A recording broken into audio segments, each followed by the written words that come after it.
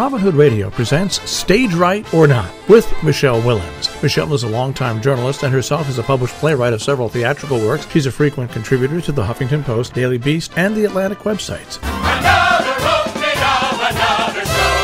Well, it seems part of the job these days, that job being reporting on a particular artistic medium, is to look back over the past year. You know, those tiresome lists of favorites, disappointments, trends, maybe even a few predictions.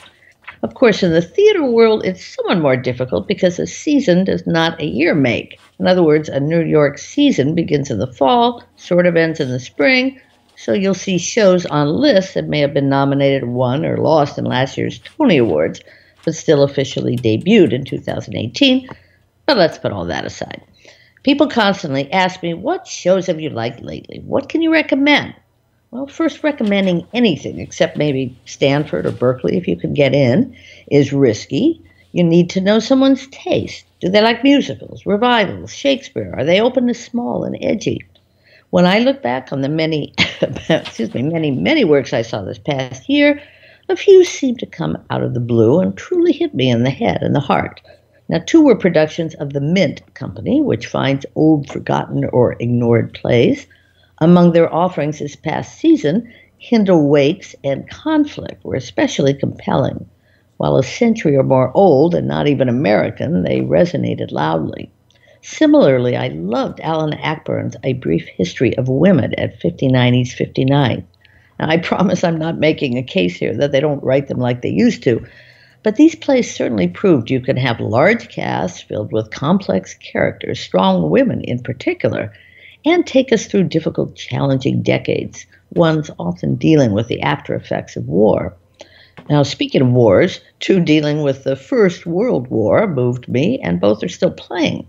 All Is Calm, the Christmas Truce of 1914, is at the Sheen Center. I'm in Los Angeles right now, and I notice it's also playing out here. Then there is The Hello Girls, about a group of tenacious and patriotic women who got themselves to the front as switchboard operators. And it only took 70 years for them to finally be given the benefits they deserved. All Is Calm is another true story of a holiday night when the enemies stopped shooting and started singing, if only. Now on to Broadway. I am surely not alone in considering The Ferryman the most accomplished and entertaining work of the season, at least so far. Yes, 2018 is passing us by, but not the new season. But The Ferryman will be difficult to beat come Tony time, I have to think, though I have not yet seen To Kill a Mockingbird. I guess it may come down to how patriotic the voters feel. Mockingbird is a national treasure. Ferryman hails from London, written by Jez Butterworth. It's about the troubled times of the IRA. It has a large cast and no known stars and lasts more than 3 hours. Yet the reviews and word of mouth have been very strong. I'm not sure if the run will be a long one, likely not appealing to the, hey, let's go see a fun show in New York ticket buyer. I also thoroughly enjoyed the lifespan of a fact more than I enjoy working with actual fact checkers, I might add. It is short, thought-provoking, and beautifully performed by Cherry Jones, Bobby Cannavale, and Daniel Radcliffe. Now, that run does end soon. I'm not sure why they can't replace the trio with 3 other fine actors, but such is the case of the limited run, often built around big stars who are available only for a few months. Now, as for the letdowns, disappointments for me included 2 of those limited runs, by the way, built around TV stars. First is American Son, starring Kerry Washington. Now, others are moved by the piece, and it clearly divides viewers. It's frankly not deep or complex enough to even warrant that kind of conversation. But hey, if folks are moved, more power to them. The play deals with issues of racial profiling, and race itself, I think I can say, was a prevalent trend this past season, in theaters large and small. More on that in a minute. And even though I agree that Bryan Cranston is one of our great American acting treasures, I don't think that Network is a stellar production. Aside from his interpretation of anchorman turned reality star turned national prophet Howard Beale, the other characters in Network get short shrift, and much of the satire of the movie has been lost. And I know I might get arrested for this, but I happen to think director Ivan Van Hove is the most overrated figure in the theater world. There, I said it, shoot me. Now, boys may be the trend in movies these days. At least 3 new features feature them in the title. But you might say girls have the current power on stages. We have or had Mean Girls, Clueless, Prom, Schoolgirls, the African Mean Girls play, and Pretty Women in New York, not to mention those Hello Girls. Continuing as the biggest trend in theater is raiding the archives of every movie studio to see what projects can add a little music and become Broadway plays. Well, that list is pretty endless, with more to come, including Tootsie in the spring. That's kind of a boy turns girl, turns back to boy. Jukeboxes also keep on coming, and many of those also are female-driven. Cher is the latest to get the treatment, and Carole King's Beautiful continues. But Donna Summer and the Go-Go's have just seen theirs flop. Men are on the way, however. Next to come is one about the Temptations that had a successful run in its debut in Los Angeles. So what else might close? Well, without sounding Grinch-ish, I would keep an eye on the band's visit, even after it won last year's Tony for Original Musical. Just a hunch, but based on key metrics. I'd be surprised if we're talking about it a year from now.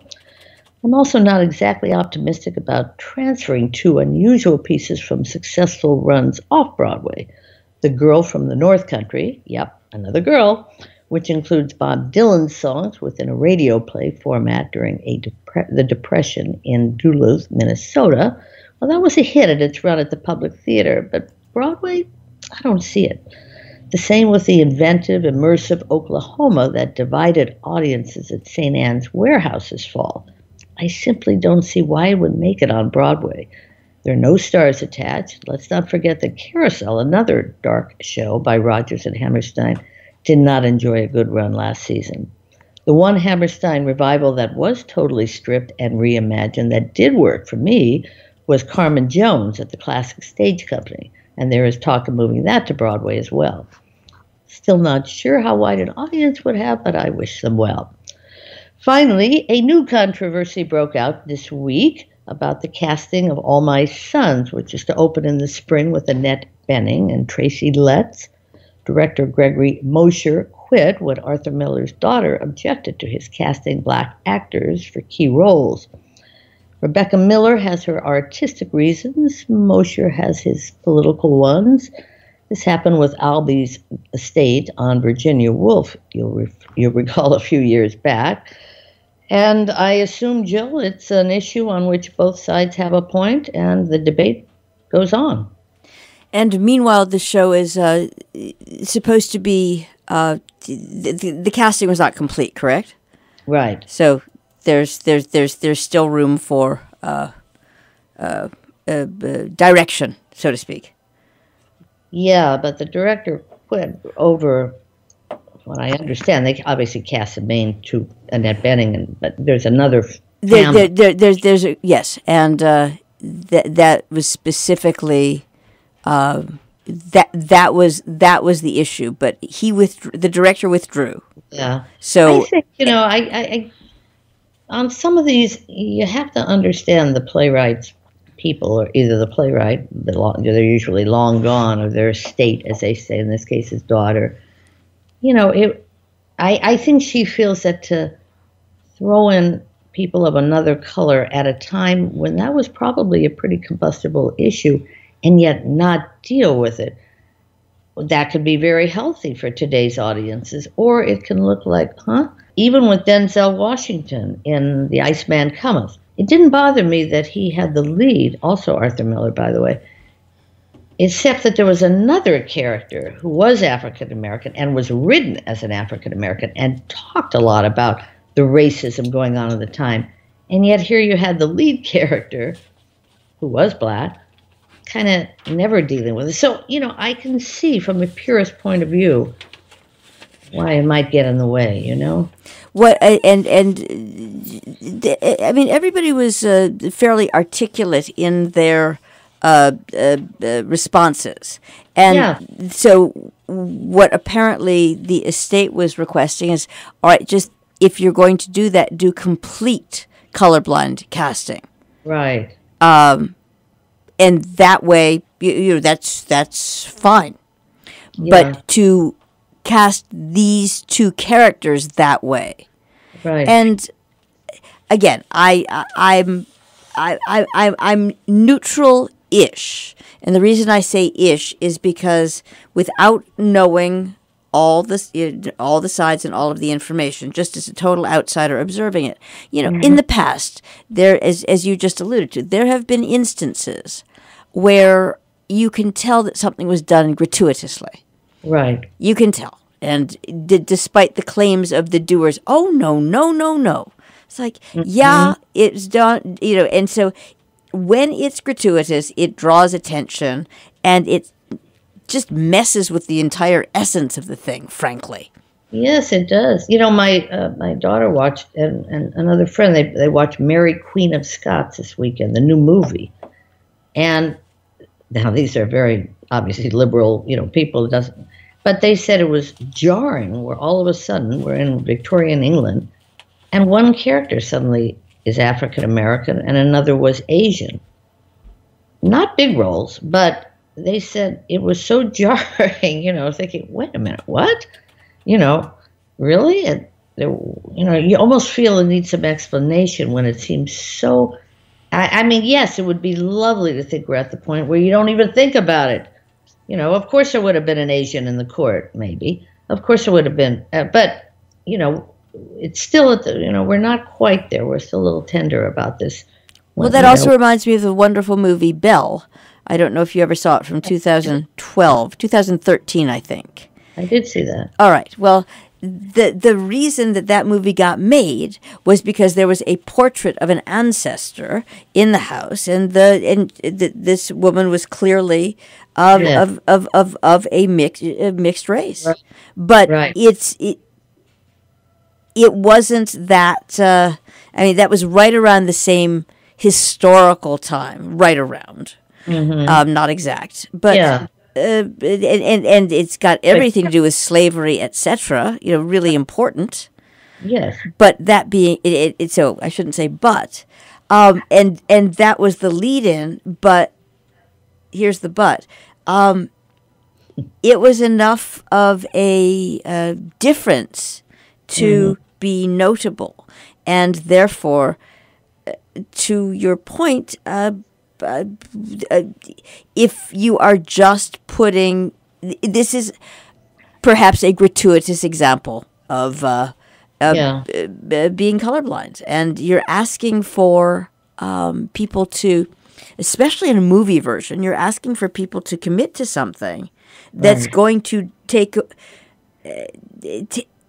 If you're doing something historical, that's going to potentially take away from.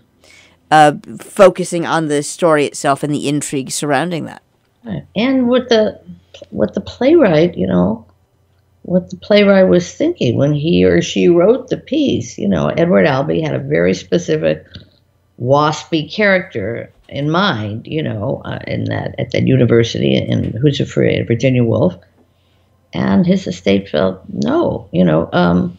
I don't know. I mean, we'll see. To Kill a Mockingbird, they have the children. I haven't seen it yet. I am seeing it in a few weeks. They have the children played by adults. That's different, of course. But the racism issue is played straight, obviously. We know Tom Robinson's black, and we know who isn't black. So I guess in a funny way, we all have Lin-Manuel to blame for this, because what he did with Hamilton, which was so beautiful, but we all just bought into it. We just bought into it, and it was fantastic, and it is fantastic. So a lot of people still use that as, well, listen, Hamilton made George Washington black, and so why can't these friends, in Arthur Miller's play be black? Well, it's not the same. He had a very specific point of what he was saying about immigration and about. He had a point with his, and so does Arthur Miller, and so did Edward Albee, and. I don't know. I think the playwright in the end has to be respected. So what should I say? Even with Denzel Washington in Iceman Cometh. Okay, you ready? Yes. Even with Denzel Washington in The Iceman Cometh. Stage Right or Not with Michele Willens, produced in the studios of Robin Hood Radio, robinhoodradio.com.